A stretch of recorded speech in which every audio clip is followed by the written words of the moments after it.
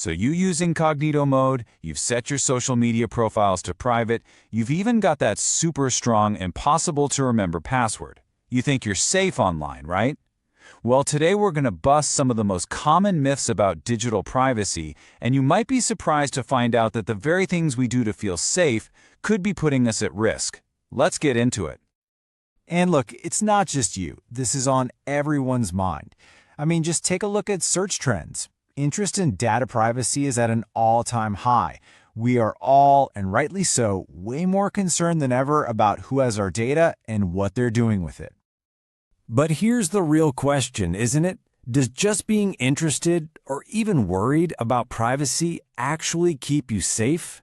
Or are these common misunderstandings creating the perfect blind spots for those who want your data? All right, so let's start with the stuff we do every single day without even thinking about it: browsing the web and connecting to Wi-Fi. It turns out this is where some of the biggest and most dangerous myths really take root. Okay, come on, we've all been there. You need to search for something you'd rather not have in your history, so you fire up a private or incognito window. You feel like a digital ghost, completely invisible. And you know what? That feeling is exactly the myth. Yeah, so while we expect this cloak of total anonymity, what incognito actually does is just one simple thing. It stops your browser from saving your history on that specific device. That's it. Your internet provider, they see you. Your boss on the work network, they see you. The websites you're visiting, oh, they definitely still see you. I love this way of putting it. Think of incognito mode as just sweeping the floor after you leave a room. All it does is clean up your local footprints. It is absolutely not a locked vault that protects you while you're inside. And this isn't just some theoretical thing. Google just settled a massive lawsuit because they were still collecting data from people who were using incognito mode. They've agreed to delete billions of data records because of it. Think about that for a second. The company that made the tool was still tracking you. Okay, myth number 2. You're at the airport, the coffee shop, the hotel. You ask for the Wi-Fi password and you log on. You see that little lock icon and you figure, hey, it has a password, my connection must be secure, right? Nope, that password doesn't really protect you from anyone else on that same network.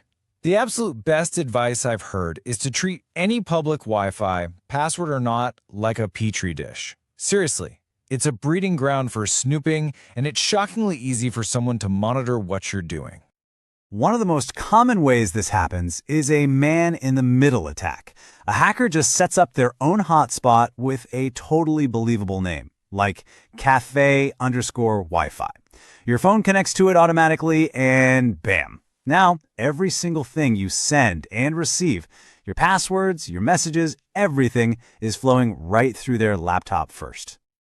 So our connection itself is vulnerable. But what about all the data we've already shared?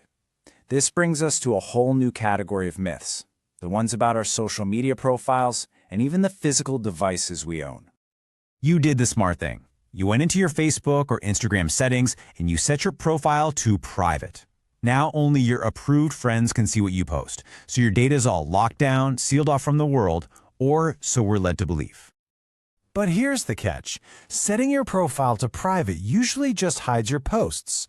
Basic stuff like your name, your profile picture, maybe even your entire friends list can still be totally public. And the biggest hole in the armor?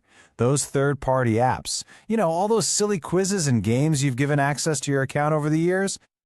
And we're not talking about a small leak here. This can be a catastrophic flood. The most notorious example, of course, is Cambridge Analytica.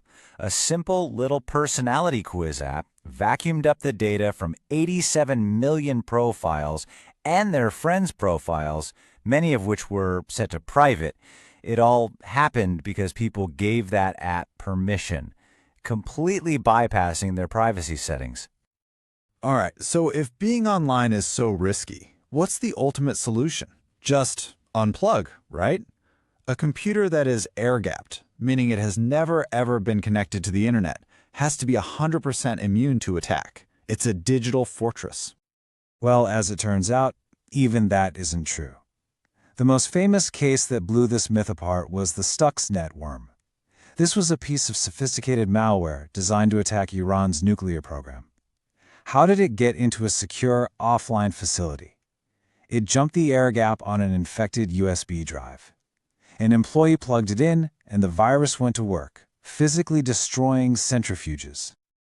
And that brings us to our final, and maybe the most deeply ingrained myth of all. It's the one about our very first line of defense, the one we rely on for everything. I am talking, of course, about the password. We have had this drilled into our heads since the dawn of the internet. Create a strong, complex password. Use numbers, use symbols, capital letters, make it long. And if you do that, you're good. You're secure.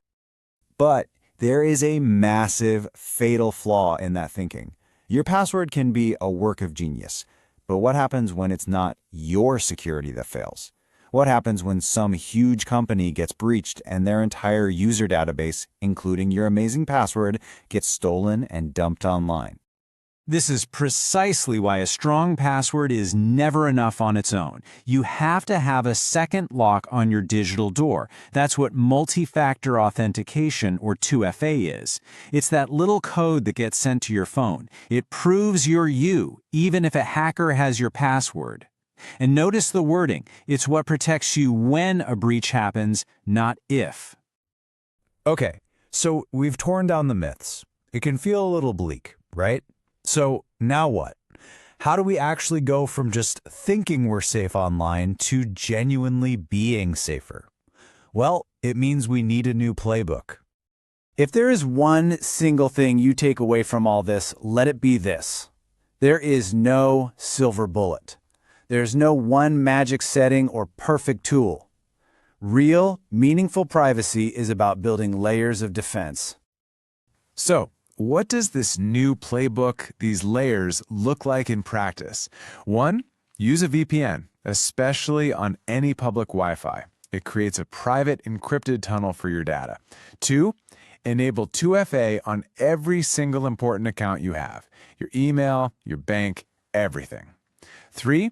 Use a password manager so you can have a unique, strong password for every service. 4. Just be more mindful about what you share on social media, even on a private profile. And 5. Stay skeptical. Stay curious. Keep learning, because this stuff changes fast. Ultimately, this all comes down to a shift in mindset. Privacy isn't some product you can buy off a shelf or a switch you can just flip. It's a practice. It's a set of habits that you build over time. So, looking at that playbook, what's the first step you're going to take today?